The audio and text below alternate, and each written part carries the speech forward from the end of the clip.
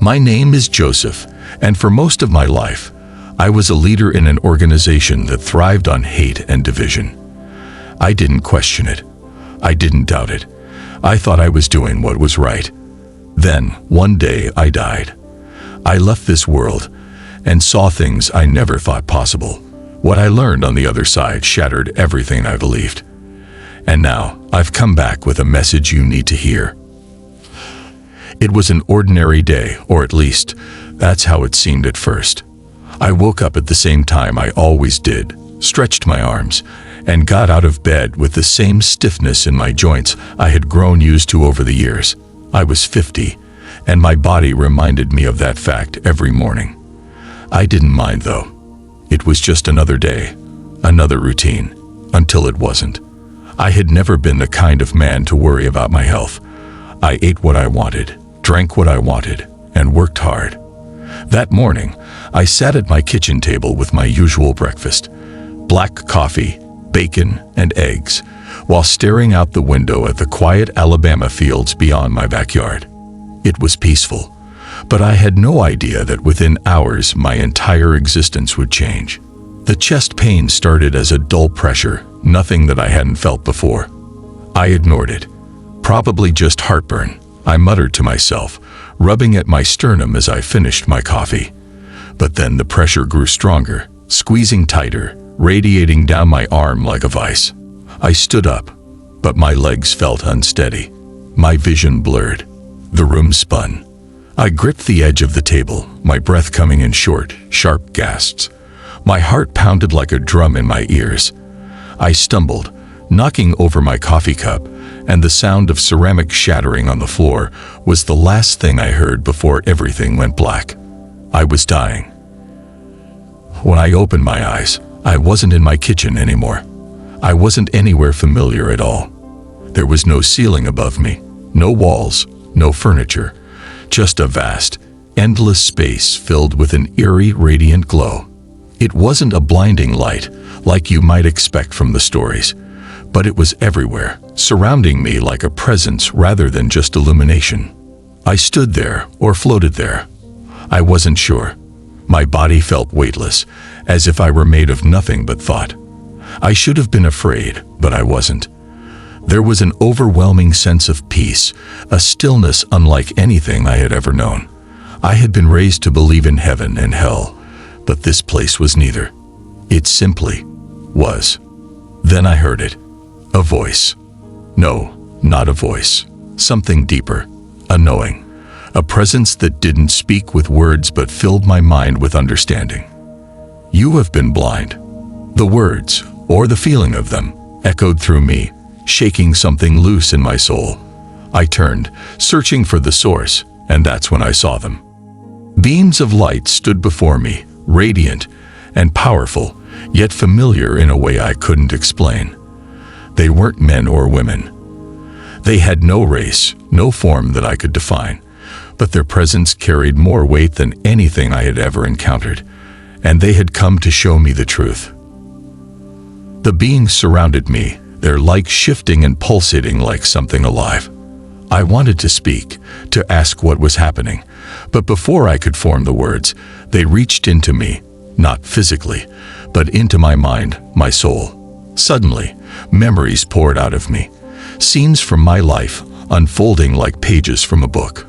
I saw myself as a child, innocent and open, before I was taught to hate. I saw my father, my uncles, the men who shaped me, their words laced with anger, their lessons rooted in division. I saw the first time I had turned away from a man simply because of the color of his skin. I felt it, the weight of my choices, the cold, unyielding wall I had built between myself and others. The beams of light didn't accuse me. They didn't shame me. They simply made me see. And the more I saw, the more I realized how much I had been blind to. Then, something changed. The light around me shifted, and suddenly, I wasn't just watching my life. I was living it from another perspective. I was no longer Joseph, the man I had always been. Instead, I was someone else, someone on the receiving end of my words, my actions. I felt what it was like to be a young black man walking past me in the grocery store, seeing the way I looked at him with suspicion. I felt the quiet sting of rejection, the unwarranted judgment. I felt the way my presence made him uneasy, how years of being treated like he was less than had built up inside him like a silent weight. Then I was a little girl on a school bus, hearing the whispers, the taunts, the things kids repeat from their parents without fully understanding the meaning. I felt the embarrassment, the sadness of knowing that no matter how kind or intelligent I was, some people would never see past my skin. I was a father, struggling to find work because my name sounded different. I was a mother, fearing for my children's safety in a world that saw them as threats before it saw them as human. I lived 100 lives in what felt like mere moments, and with every soul I stepped into, my own heart cracked wider. The beams of light pulled me back into myself, but I was not the same. The weight of what I had seen pressed into me, suffocating. I had spent a lifetime believing I was right, believing that the way I saw the world was the only truth. But I had been so wrong. Hate is a poison, one of the beings said, not in words, but in feeling, in energy. It blinds, it destroys, and yet it is always a choice. I had never thought of it that way before. I had blamed others for my anger, my resentment. I had told myself that division was natural, that people were meant to stay in their own groups. But now, I saw that hate had never made me stronger. It had only made me smaller. I fell to my knees, not because I was told to, but because the weight of my own blindness was too heavy to bear. And then, for the first time in my life, I did something I had never done before. I asked for forgiveness. As I knelt in the endless light, my chest felt hollow, as if something had been ripped from inside me. The beams of light stood before me, watching, not with judgment, but with something deeper, something more painful than condemnation. Understanding. They knew I had been blind, but they also knew I had a choice, and that's when they showed me the cost of my hate. I expected to see my past again, the things I had done, the words I had spoken. But what they showed me was worse. It wasn't just about me. It was about the people my hate had affected. I saw my own children, absorbing my words like sponges, repeating my beliefs as if they were their own. My son, barely a teenager, laughing at a cruel joke I had once made, passing that joke along to his friends, letting the cycle continue. I saw him as a grown man, hardened and bitter, unable to connect with the world outside of his narrow views. Then I saw the fear, the way people flinched when I walked past them, the way a black mother clutched her child's hand tighter as I spoke loudly in a restaurant, the way a young man I had once insulted in my youth still carried that moment like a wound in his heart. I never thought about it before, how one comment, one act of hate, could follow someone for a lifetime. But it did. Hate wasn't just something that lived in me. It spread. It touched everything I had ever come near. And then, the worst of it, I saw what could have been. I saw moments in my life where I could have chosen differently. A handshake refused. A friendship never allowed to form. A chance to change, turned down because I was too proud, too convinced I already knew everything. I had not just hurt others. I had robbed myself. Just as the weight of my failures threatened to crush me, the light changed. The beings had more to show me. But this time, it was different. I saw a world where love was stronger than hate, where unity was more powerful than division. I saw black and white children playing together, unaware that history had ever told them they were supposed to be different. I saw neighborhoods where people helped each other without questioning who belonged. I saw an elderly black man teaching a young white boy how to fish, their laughter ringing through the air, no barriers between them. I saw what was possible. And I saw what I had been missing. I had spent so many years believing that different meant separate, that other meant threat. But here, in this vision, I saw how much richer life was when those walls didn't exist. I saw conversations that had never happened in my lifetime but should have. Friendships that could have formed if I had let them. brotherhood that was waiting for me all along if I had only opened my heart. The love I saw wasn't forced, wasn't political, wasn't something dictated by laws or movements. It was natural. It was the way things were always supposed to be. I had been the one standing in the way. Just as I was beginning to grasp what I had missed, the light shifted again. This time, a new presence appeared, strong, unyielding. It wasn't like the other beings. It didn't just radiate love. It radiated truth. The spirit of justice. It stood before me, a force so powerful that I felt my very soul tremble in its presence. It didn't speak in words, yet I knew exactly what it was asking. What will you do with what you have seen? I hesitated. My old instincts kicked in. Defensiveness. Justification. I didn't know. I wanted to say. I was raised that way. It wasn't my fault. But the spirit of justice didn't accept excuses. It waited, silent, patient, unyielding. And I realized, in that moment, that knowing the truth wasn't enough. Seeing the pain, understanding the damage, feeling the love I had rejected, it was all meaningless if I wasn't willing to change. I had a choice: to ignore what I had seen, to return to the world unchanged, or to open my heart and finally, truly live. Before I could answer, the Spirit showed me one final thing. Children. I saw the world through their eyes.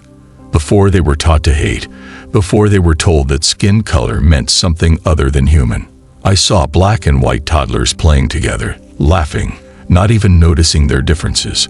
I saw them share toys, hold hands, lift each other up when they fell. I saw them love first. Then, I saw what happened as they grew older. A father pulling his son away from a black child on the playground. A mother whispering warnings about those people. A teacher ignoring a black child's raised hand in favor of another. A store owner watching a black teenager more closely than the others. I saw innocence being replaced with fear, love being replaced with suspicion. I saw how hate was taught, and I saw how easily it could be unlearned. Finally, the spirit of justice showed me two futures. In the first, the world continued on as it had been, divided, filled with anger, with people clinging to their hate like a shield. I saw cities in unrest, people turning away from each other, and hearts growing colder with every generation. But in the second future, I saw something else. I saw people choosing love, choosing to listen, to learn, to grow. I saw communities where people didn't just tolerate each other, they embraced each other, where differences weren't feared, but celebrated. I saw young people leading the charge, breaking the chains of old beliefs, building a country that wasn't bound by history's mistakes. And I saw that both futures were possible. It was up to us. It was up to me. The spirit of justice looked at me one last time, and I understood. I had been given a chance, not just to see, but to act. And then, just as suddenly as I had died, I woke up. The moment I opened my eyes, I gasped for air, my chest heaving as if I had been drowning, and had just broken the surface. The hospital room around me was sterile and unfamiliar, the beeping machines and hushed voices reminding me that I was back among the living. But I was not the same man who had collapsed in his kitchen hours earlier. The vision still burned in my mind, seared into my soul like a brand that could never be erased. I had seen the truth, felt it in a way that no amount of earthly knowledge could have ever taught me. I had been wrong about so much, and now I had to face the weight of that realization. One of the most powerful moments in my experience had been when the spirit of justice showed me the lives of black leaders, people I had ignored, dismissed, or worse, disrespected. I saw the strength of those who had fought for justice, not with anger, but with love. I saw the sacrifices they had made, the battles they had endured, and the unwavering faith they carried in the face of unimaginable cruelty. I saw Dr. Martin Luther King Jr. standing before thousands, his voice steady with conviction. I saw Malcolm X in deep thought, evolving beyond the limitations that the world had placed upon him. I saw Harriet Tubman, fearless and determined, leading her people to freedom. I saw young leaders today, men and women who refused to be defined by the past, but instead worked tirelessly to shape a better future. And I saw something I had never allowed myself to acknowledge before: the dignity, the strength, the humanity of every single one of them. The hardest part of my journey was accepting the damage I had caused. The Spirit had not spared me from the consequences of my actions. I was forced to see the lives I had hurt, the people I had turned away, the small and large wounds I had inflicted over the years. I saw a young black boy overhearing a conversation I had once had with my friends, words filled with poison that sank into his heart like a slow-moving sickness. I saw him carrying that pain, questioning his worth, wondering why men like me saw him as less than. I saw a store owner, a woman who had watched me walk into her business with suspicion in my eyes, knowing that no matter how kind she was, I would still view her as different. I saw the pain that indifference caused. I saw an old black man, one I had ignored for years, who had never once returned my hatred. He had known better. He had seen people like me come and go, wasting their lives in bitterness while he lived his in love. And then I saw my own family. My son, who had inherited my beliefs, now carried them as a weapon. He wasn't born that way. I had taught him. I had shown him, with my words, my actions, my silence, what to believe. And I saw the path he was on, a path that would lead him to isolation, anger, and regret. I had built a prison around my own blood. The Spirit let me feel every consequence, every ounce of pain I had caused, not as punishment, but as understanding. I could no longer claim ignorance. I could no longer hide behind excuses. And now I had a choice. I had never believed in asking for forgiveness. To me, it had always been a sign of weakness, an admission of defeat. But standing there, surrounded by the weight of what I had done, I realized something I had never known before. Forgiveness is not for the person being asked. It is for the person who asks. The Spirit showed me the faces of those I had wronged. And then something I never expected happened. They forgave me. Not because I deserved it, not because it was easy, but because they chose to. They forgave me because they refused to let my hate define them. Because they knew that love was stronger than resentment. Because they understood something I never had. That true power is in letting go. I broke. I wept. I had never felt such overwhelming sorrow. And yet, in that moment, I also felt something else. Hope. Because if they could forgive me, then maybe I could change. Maybe my past did not have to define my future. Maybe it was not too late. The Spirit's final lesson was the most powerful of all. It showed me humanity, not as separate races, separate nations, separate people, but as one. I saw us as threads in the same fabric, woven together by an unseen force, connected in ways we could not even comprehend. There was no us and them. There was only us. The Spirit let me feel the truth of that connection, the deep, unshakable bond between all people. And for the first time in my life, I truly understood. Hate was an illusion. Division was a lie. We had been fighting ourselves all along. When I opened my eyes in that hospital bed, I knew I had been given a gift, a chance to live differently. The first person I saw was my son, sitting beside me, his face unreadable. I reached for his hand, something I had not done in years, and held it tight. "We need to talk," I whispered. It was the beginning of a new journey, one that would not be easy, one that would require me to unlearn a lifetime of beliefs, to seek out the people I had hurt, to listen, to grow. But I was ready. I had seen the truth, and I would never close my eyes to it again. Oh, lying in that hospital bed, the weight of what I had seen still pressing against my chest, I understood something that chilled me to my core. Change is not guaranteed. The Spirit had shown me two futures, one of love, unity, and healing, and another of continued division, suffering, and darkness. The terrifying part was that both were equally possible.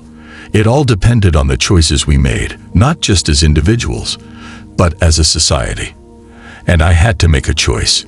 It would have been easy to dismiss what I had seen, to convince myself it was nothing more than a near-death hallucination. It would have been easy to go back to my old ways, to let the comfort of my past beliefs swallow me whole. But the Spirit's words echoed in my mind. Healing requires effort. Love must be nurtured.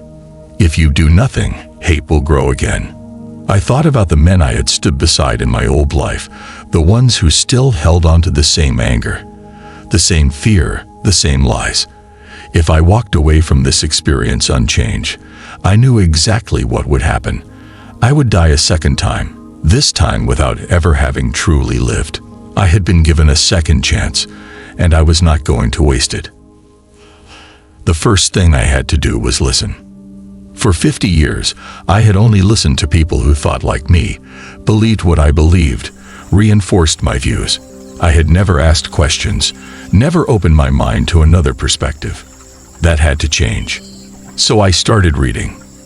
I read books about the history I had ignored, the stories of people I had never cared to understand. I read about the struggles and triumphs of Black Americans, about the injustices they faced, about their resilience and strength. And then I did something even harder. I started talking. I sought out conversations with people I once dismissed, people I had never given a chance. I didn't ask them to forgive me. I didn't ask them to teach me. I simply listened. And for the first time in my life, I saw them, not as other, not as different, but as human. It was uncomfortable. It was painful, but it was necessary. I realized that education was the key, not just for me, but for my son, for my community, for anyone willing to open their eyes. Hate is a learned behavior, but so is love. And I was determined to unlearn everything that had poisoned me. The hardest step came when I decided to share my story. At first, I was afraid. Who would believe me? Who would even care? And more than that, what if the people I once called my friends turned against me? But the Spirit had shown me the truth, and the truth is something you can't bury once you've seen it. So I started small. I told my family. I told my son. I told my old friends, the ones who still carried hate in their hearts. Some laughed. Some called me crazy. Some walked away. But a few listened. And that was enough. Then I started speaking in churches, in community centers, in schools. I told them about what I had seen, about the cost of hate, about the beauty of unity, about the truth that we are all one. I wasn't preaching. I wasn't lecturing. I was just a man telling the story of how he died and came back different. And slowly, people started to listen. Change didn't happen overnight. It never does. But over time, something incredible started happening. I saw people in my town opening up in ways I had never imagined. I saw Black and white neighbors working together, not just tolerating each other, but actually knowing each other. I saw conversations that never would have happened before. Real, honest conversations where people actually listened. I saw hope. It wasn't perfect. It wasn't easy. But it was real. And the most important change of all, it happened in me. I was no longer the man I had been. I had let go of the fear, the anger, the lies. And in their place, I had found something I never knew I was missing. Now, if you're still listening, I want to leave you with this. Hate is a choice. So is love. I was given a second chance to make the right choice. You don't have to wait until you're on your death to make yours. I don't tell my story for sympathy. I don't tell it to be praised. I tell it because I know there are people out there, maybe even you, who are holding on to the same hate that once consumed me. And I'm here to tell you, it's not worth it. The Spirit showed me the truth. The Spirit showed me that there is nothing more powerful than love, nothing more freeing than forgiveness, nothing more beautiful than unity.